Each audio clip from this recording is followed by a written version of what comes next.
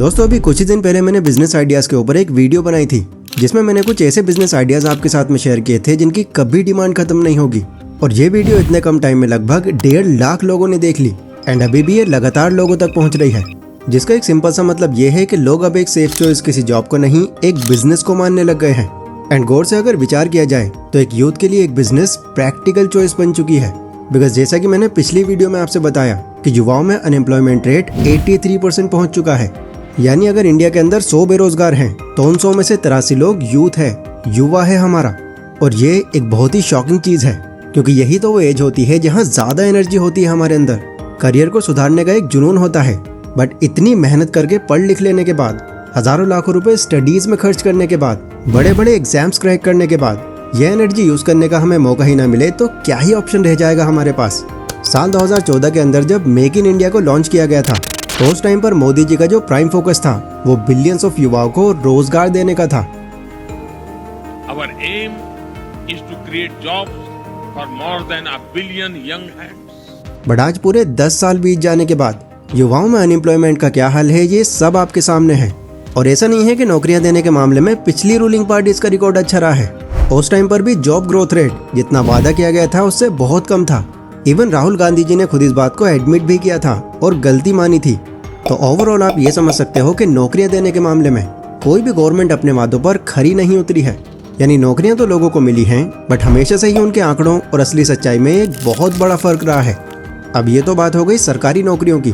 Private नौकरियों की अगर बात की जाए तो यहाँ तो इससे भी बुरा हाल है।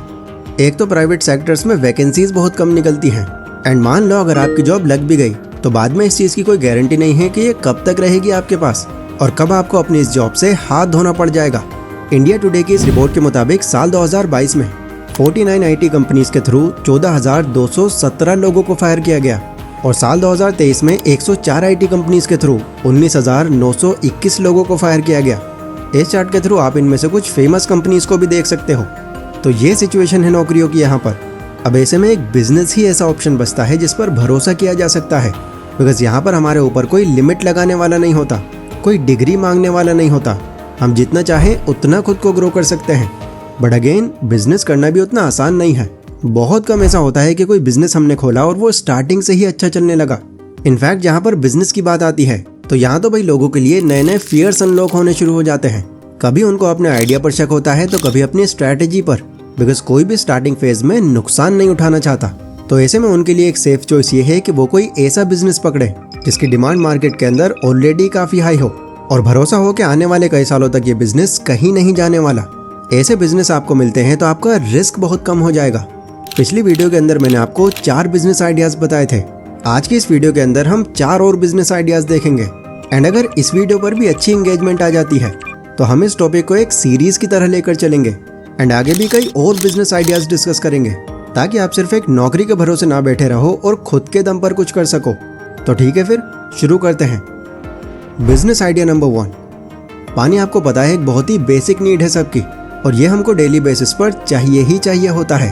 बट बहुत सारी जगह आज भी ऐसी हैं जहाँ अक्सर साफ पानी की बड़ी दिक्कत रहती है, खासकर विलेजेस और लोकल एरियाज की तरफ, क्योंकि बढ़ते हुए वाटर पॉल्यूशन की वजह से 100% प्योर पानी नहीं मिल पा रहा लोगों को।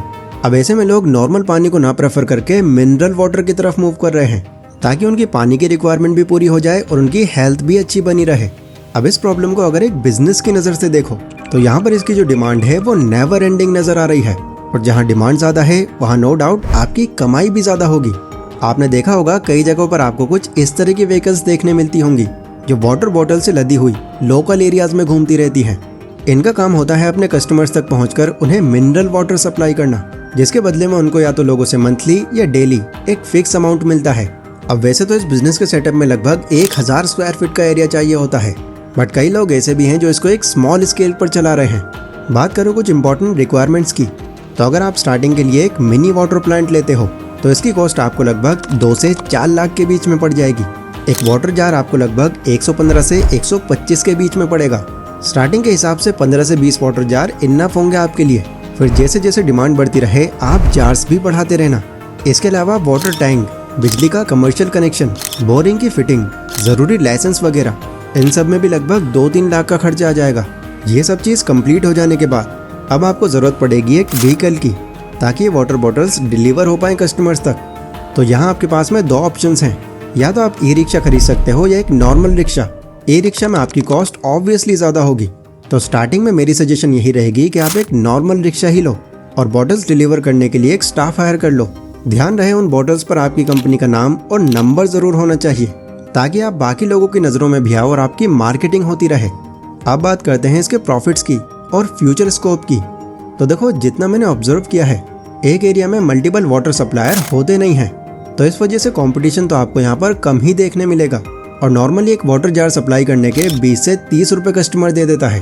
तो 30 के हिसाब से एक दिन में अगर आप 100 डिलीवरीज भी करते हो तो एक दिन की कमाई आपकी 3000 रुपये हो जाएगी, यानी कि एक महीने में 90,000 रुपये, जिसमें से अगर आप बिजनेस एक्सपेंस भी निकाल दो फिर भी आपका 40 से 50,000 का प्रॉफिट तो बन ही जाएगा। गर्मियों के टाइम पर तो इसके ऑर्डर्स भी बहुत ज़्यादा आते हैं और इस टाइम पर 200 से 250 ऑर्डर्स लेना कोई बड़ी बात नहीं होती। तो ऐसे सीजन टाइम पर आपका रेवेन्यू और भी ज़्यादा बढ़ जाता है। तो ये लोकल एरिया में करने के लिए एक बेस्ट बिजनेस ऑप्शन है आपके लिए। Business idea number 2। मुझे आज भी याद है, जब मैं कॉलेज में था तो उस टाइम पर 9 टीज नाम का एक कैफ़े था जो कॉलेज से थोड़ी ही दूरी पर था।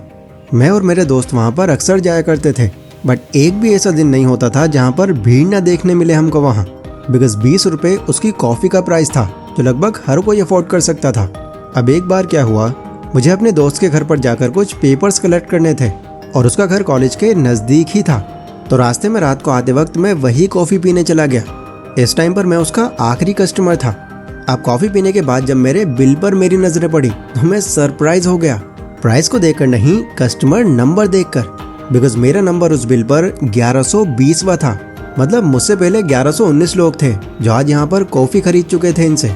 अब इसकी मैंने एक मोटी सी कैलकुलेशन लगा कर देखी तो 20 रुपये के हिसाब से 1120 कस्टमर्स को कॉफ़ी बेचने के बाद आज का इनका रेवेन्यू लगभग 22,400 रुपये बन रहा था, जो काफ़ी ज़्यादा है।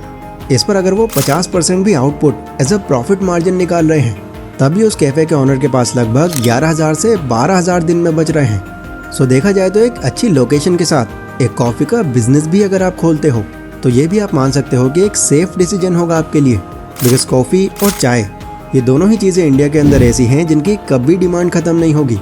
दिन भर की भागदौड़ लोगों की सारी एनर्जी ख़त्म कर देती है। इस वक्त उनको चाहिए होता है कि उनको बस रिलैक्स करने के लिए कहीं पर मिल जाए, जिसके लिए एक मिडिल क्लास इंसान मैक्स टाइम इन्हीं जगहों पर जाता है। और इन्हीं कुछ रीजंस के चलते हमको चाय और कॉफ़ी से जुड़े हुए स्टार्टअप्स इतनी जल्दी ग्रो होते हुए दिखते हैं। आपको बस एक ऐसी लोकेशन चाहिए जहाँ पर ग्रुप्स में लोग आते हों, फिर चाहे वो किसी स्कूल के आसपास का एरिया हो, कॉलेज के आसपास का हो या कोई वर्किंग प्लेस हो। लोकल एरिया भी एक ऑप्शन है, बट वहाँ पॉपुलेशन ज़्यादा होनी चाहिए। और ऐसा नहीं है कि अगर आपने कैफ़े खोला है तो आप सिर्फ कॉफ़ी ही बेचो वहाँ पर, या सिर्फ कॉफ़ी ही बिकेगी आपकी। इंडिया में हमारे अंदर ये पुरानी आदत है कि चाय और कॉफ़ी के साथ कई बार हमको एडिशनल में भी कुछ खाने को चाहिए होता है। तो यह आपके लिए बिजनेस एक्सपेंशन का एक नया रास्ता खोल देती है। बात करूँ इसके प्रोसेस की, तो अगर आप इसको एक छोटे स्केल पर शुरू करते हो तो एवरेज इन्वेस्टमेंट इसमें लगभग 4 से 8 लाख रुपए पड़ जाएगी। बाकी ये कॉस्टिंग बिजनेस लोकेशन के हिसाब से कम ज़्यादा भी हो सकती है। दो ही चीज़ें इस बिजनेस में आपकी सबसे ज़्यादा मैटर करेंगी, पहली लोकेशन, दूसरा टेस्ट। ये दोनों चीज़ें अगर आपके फेवर में हैं तो बाकी लोग की तरह आप भी इस बिजनेस को काफ़ी जल्दी ग्रो अप कर सकते हो। Business idea number 3। हेल्थ और फिटनेस को लेकर लोगों का माइंडसेट अब बहुत तेज़ी से बदल रहा है। आज आपको हर तीसरा इंसान फिटनेस में दिलचस्पी दिखाता हुआ दिख जाएगा। रीज़न बहुत ऑब्वियस है इसका। पिछले कुछ सालों से हम पैंडेमिक जैसे कई बुरे हालात फेस कर चुके हैं, एंड ऐसे टाइम पर उनका सर्वाइव करना बहुत मुश्किल हो गया था जो फिजिकली फिट नहीं थे। तो लोगों ने फिर इन्हीं सब चीज़ों को माइंड में रखते हुए अब फिटनेस पर भी ध्यान देना शुरू कर दिया है। इसके अलावा कई लोग अपने फेवरेट एक्टर्स और इन्फ्लुएंसर्स को देखकर भी धड़ाधड़ फिटनेस की तरफ जा रहे हैं, ताकि वो भी उनकी तरह हैंडसम और डैशिंग दिख सके। अब वजह चाहे जो भी हो, बट द फैक्ट इज ये मार्केट बीते कुछ सालों में बहुत तेज़ी से आगे बढ़ गई है और आगे भी एस्टिमेट किया जा रहा है कि ये और तेज़ी से बढ़ने वाली है। तो इसीलिए ये भी एक ऐसी बिजनेस कैटेगरी है जो शायद कभी डाउन नहीं पड़ने वाली। पर देखो, यहाँ पर डिमांड तो है, पर इस जिम और फिटनेस मार्केट के अंदर कंपटीशन भी बहुत ज़्यादा है। अगर आप एक जिम खोलने की सोच भी लेते हो तो उस एरिया में हाई चांस है कि और भी जिम्स मौजूद हों। लेकिन इस कंपटीशन को भी एंड करने की एक स्ट्रैटेजी है, दैट इज़ यूनिक मार्केटिंग, या कोई भी ऐसा ऑफर जो लोगों को मजबूर कर दे यहाँ विजिट करने को। आपने देखा भी होगा कई जिम ओनर्स अलग अलग तरह के पैकेजेस बनाकर ऐसा कर भी रहे हैं। बात करूँ इसकी इन्वेस्टमेंट की, तो अगर आप एक स्मॉल लेवल पर भी जिम खोलते हो तो मिनिमम 5 से 6 लाख तो आपको चाहिए ही होंगे, जिसमें आपके बेसिक इक्विपमेंट्स, रेंट पर लिया हुआ space, trainer fee, legal documents, interiors, ये सब कवर हो जाएगा। बाकी इससे ऊपर तो आप कितने तक भी जा सकते हो। बट हाँ, ये इस चीज़ पर भी डिपेंड करेगा कि जिस एरिया में आप जिम खोल रहे हो वहाँ के लोग कितना अफोर्ड कर सकते हैं। ऐसा ना हो कि जिम में तो आपने 20-25 लाख लगा दिए बट लोग तो आपको उस एरिया में सिर्फ 300 रुपये महीना देने वाले मिल रहे हैं। ऐसे में आप मंथली एक्सपेंसेस भी नहीं निकाल पाओगे और बहुत जल्दी आपका बिजनेस डूबेगा। चलो मैं प्रैक्टिकली आपको समझाता हूँ ताकि और अच्छे से आपके समझ में आ जाए। मान लो आपने 6 लाख रुपए लगाकर एक जिम स्टार्ट कर लिया। अब मंथली एक्सपेंस जो होगा आपका वो इन चीज़ों पर बैठेगा, जिसमें पहला है रेंट। मान लेते हैं आपने एक बहुत बड़ा स्पेस लिया है जिसके आप 30,000 रुपये दे रहे हो। इसके अलावा एक ट्रेनर आपने रखा हुआ है जिसको आप 20,000 रुपये दे रहे हो, साफ सफाई करने वाले को 10,000 रुपये, इलेक्ट्रिसिटी बिल 5,000 रुपये, मार्केटिंग में 10,000 रुपये और लगभग 5,000 रुपये मेंटेनेंस का मानकर चलते हैं। तो इन सब की कैलकुलेशंस करने के बाद जो एवरेज एक्सपेंस निकल कर आता है वो है 80,000 रुपये। अब आ जाते हैं कमाई पर। तो मानकर चलते हैं कि पहले महीने में आपको 30 लोग मिल गए और आपकी जिम की फ़ी है 800 रुपये। तो 30 multiply by 800 is equal to 24,000 rupees. तो पहले महीने की आपकी कमाई हुई 24,000 रुपये। अब दूसरे महीने आपकी जिम में और लोग जुड़े एंड लेट से ये 50 हो गए तो दूसरे महीने की कमाई हो जाएगी आपकी 40,000 रुपये। अब ऐसे ही आपकी जिम को लगभग 5 महीने बीत गए और अलग अलग टाइमिंग के हिसाब से 100 लोग जुड़ गए तो अब आपकी कमाई हो जाएगी 80,000 रुपये। ये आपका ब्रेक इवन टाइम है, यानी जितने पैसे आप कमा रहे हो वो एक्सपेंस में चले जा रहे हैं, ना प्रॉफिट ना लॉस। अब इसके बाद जितने भी मेंबर्स बनेंगे वो लाएंगे आपके लिए प्रॉफिट। तो मानकर चलते हैं आपकी जिम को लगभग 2 साल बीत गए और आपकी जिम में अब सुबह, दोपहर और शाम में मिलाकर लगभग 200 लोग आ रहे हैं, बिकॉज कुछ फीमेल्स भी ऐसी होती हैं जो दोपहर में आना पसंद करती हैं। तो सारा टोटल करके आपका रेवेन्यू 1,60,000 रुपये बन रहा है, यानी 80,000 रुपये प्रॉफिट में हो आप। इसके अलावा क्योंकि अब आपको इसकी मार्केटिंग का भी एक्सपीरियंस हो गया है तो अब आपने एक ऑथेंटिक सप्लीमेंट सप्लायर से भी टाई अप कर लिया है। ये वेरीफाइड सप्लायर हर सेल पर आपको एक कमीशन देता है। तो मानकर चलते हैं आपके वहाँ से 20,000 रुपये भी बन रहे हैं तो 1 लाख का प्रॉफिट अब आपका कहीं नहीं गया महीने का। अब ये कैलकुलेशन तो मैंने एकदम ब्रीफ में आपको समझाई है। आपके एक्सपेंस हो सकता है ज़्यादा हो या इससे भी कम हो, बट अगर ये बिजनेस के बारे में आप सोच रहे हो तो एक एस्टिमेट ज़रूर रखना आपके पास, ताकि आगे चलकर आप यहाँ से लॉस ना उठाओ और इसको एक प्रॉफिट मेकिंग बिजनेस बनाओ। Business idea number 4। पिछले कुछ टाइम से एक स्टार्टअप है जो बहुत फेमस हो रहा है, दैट इज़ ड्रॉप शिपिंग। ना जाने यूट्यूब पर आपने कितने ही लोगों से इसका नाम सुन लिया होगा और फेमस होने के इसके रीजंस भी काफ़ी हैं। एक तो अगर बाकी बिजनेस से कंपेयर किया जाए तो यहाँ पर पैसों की इन्वेस्टमेंट बहुत ही कम है और दूसरा आपको इसे रन करने के लिए कोई स्पेस लेने की भी ज़रूरत नहीं है। पर आखिर ये ड्रॉप शिपिंग है क्या? तो देखो, डीप में नहीं जाएंगे, बहुत सिंपल करके आपको समझाऊंगा। बेसिकली ड्रॉप शिपिंग एक रीसेलिंग बिजनेस है जिसमें प्रोडक्ट का जो स्टॉक होता है वो आपको खरीद कर नहीं लाना पड़ता। आपके पीछे एक होलसेलर होता है जो आपको सारे प्रोडक्ट्स प्रोवाइड करता है। उस प्रोडक्ट पर ऊपर से आप अपना कितना भी मार्जिन लगा सकते हो। फिर आपको बस ऑर्डर एक्सेप्ट करके उन्हें नोटिफाई करना है। बाकी सब प्रोडक्ट पैकेजिंग, डिलीवरी, ये सारा काम मैन्युफैक्चरर या सप्लायर कर देता है। जैसे फॉर एग्जांपल, आपने किसी बड़े होलसेलर से जूतों की डील कर ली जिस पर उस ओरिजिनल सेलर का प्राइस है 500 रुपये। आप इस पर अपने 800 रुपये ऐड करके या तो फेसबुक पर या इंस्टाग्राम रील्स पर एक ऐड रन करते हो।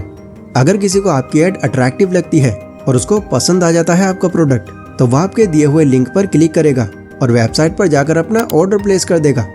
अब आपको बस होलसेलर्स को नोटिफाई करना है कि इन लोकेशंस पर इतने ऑर्डर जाने हैं। देन प्रोडक्ट पैकेजिंग से लेकर डिलीवरी तक का सारा काम वो होलसेलर ही कर देगा एंड बीच में आपने जो भी मार्जिन सेट किया था वो आपको मिल जाएगा। इंडिया में इस वक्त सिर्फ ड्रॉप शिपिंग का मार्केट साइज $1 बिलियन के अराउंड है और बहुत सारे ड्रॉप शिपर्स यहाँ पर ऐसे हैं जो 20,000 से 5 लाख तक महीने का ऑन एन एवरेज कमा रहे हैं। चलो, ये तो हो गया इसका पूरा ओवरव्यू। यहाँ तक आप समझ गए होंगे कि ये क्या है और ये काम कैसे करता है। आप थोड़ी प्रैक्टिकल कैलकुलेशंस कर लेते हैं कि इससे हम असल में कैसे फ़ायदा ले सकते हैं। तो देखो, इस काम को आप 2 तरह से कर सकते हो। पहला तो आप कोई प्रोडक्ट उठाओ और उस प्रोडक्ट की एक अच्छी ऐड बनाकर इंडिया के अंदर ही उसको रन करो, और दूसरा आप बाहर की कंट्रीज़ के ट्रेंड जानो और उस हिसाब से प्रोडक्ट डिसाइड करके आप फॉरेन कस्टमर्स को टारगेट करो। इंडिया के अंदर ऐड की कॉस्ट बहुत कम आती है, बट इंडियन लोगों से ज़्यादा मार्जिन निकाल पाना बहुत चैलेंजिंग है। लेकिन वहीं पर यूएस जैसी कंट्रीज में अगर आप ऐड रन करते हो तो ये एक्सपेंसिव पड़ेगा आपको, बट प्रॉफिट मार्जिन आप यहाँ पर काफ़ी अच्छा निकाल सकते हो। सप्लायर की तो आपको ज़्यादा टेंशन नहीं होगी, ये आपको इंडिया मार्ट और अली एक्सप्रेस पर मिल जाएंगे। मेन फोकस आपका सिर्फ 2 ही चीज़ों पर लगना है, प्रोडक्ट सिलेक्शन और मार्केटिंग। यूनिक प्रोडक्ट चूज करने के लिए 2 वेबसाइट्स हैं जो काफ़ी फेमस हैं। First is mania and second is dropship spy. वैसे मैंने इनका कोई प्रमोशन नहीं किया, ना ही ये स्पॉन्सर्ड हैं इस वीडियो के। ये ज़्यादा ट्रस्टेबल है, मैं इसलिए आपको रिकमेंड कर रहा हूँ। लेकिन ध्यान रहे ये पेड वेबसाइट्स हैं, बट आपको ये एज ए डेमो कुछ दिन में ये ट्राई करने का ऑप्शन भी दे देंगी। इसके बाद अगर आपके पास बजट है तो सेकंड स्टेप के लिए अगर आप चाहो तो किसी मार्केटिंग एक्सपर्ट को भी हायर कर सकते हो। वो अपनी यूनिक मार्केटिंग के साथ आपके टारगेट ऑडियंस तक आपको पहुंचा देगा। ये सारा प्रोसेस सेट होने में आपको थोड़ा टाइम लगेगा, फिर एक बार जब इस प्रोसेस को अच्छी तरह से आप समझ जाओगे तो हर महीने आप यहाँ से काफ़ी मोटा अमाउंट निकाल सकते हो।